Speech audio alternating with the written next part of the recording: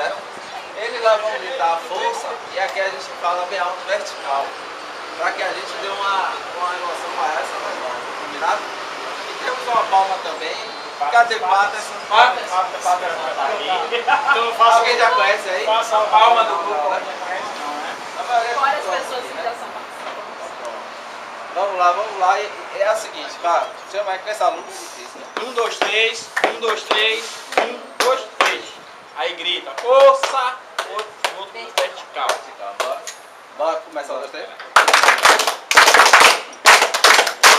Força! Vertical! Mais ou menos por aí. Vamos lá? Mais alto. A gente vai contar. Bora bater pra valer agora. Alguma dúvida?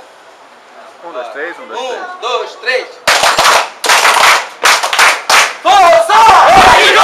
Leva! Isso, ok? Ô, o cara tá pronto aí?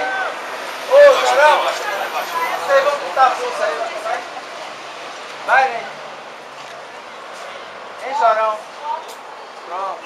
Aí, galera, quando eles gritarem lá, no lugar, força, a gente grita bem com vontade aqui, vertical pra eles pularem. É. Tá ok? Não, mas grite, viu? Tem a adrenalina. Se você tá com medo, o cara lá tá pior que você. Então, assim, vamos dar cuidado. Chorão, cadê o voador? Tá ali já. A partir de agora, todos os palavrões estão Tá registrados. dando tchau aí, porque eu nunca apareço nesse vídeo. E ó, um moço bonito.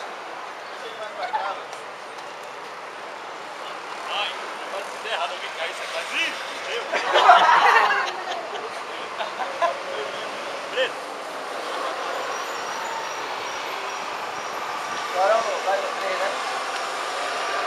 O Gilson, aproveita quando o menino descer.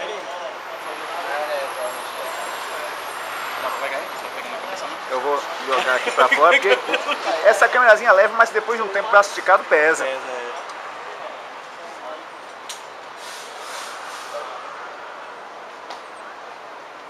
Pula essa porra, Pula! É o...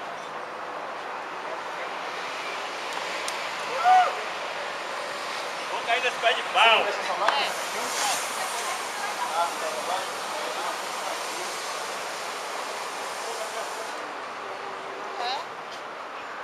Novela, eu sabia que você era mentiroso pra porra, não, mas tudo bem, vamos embora.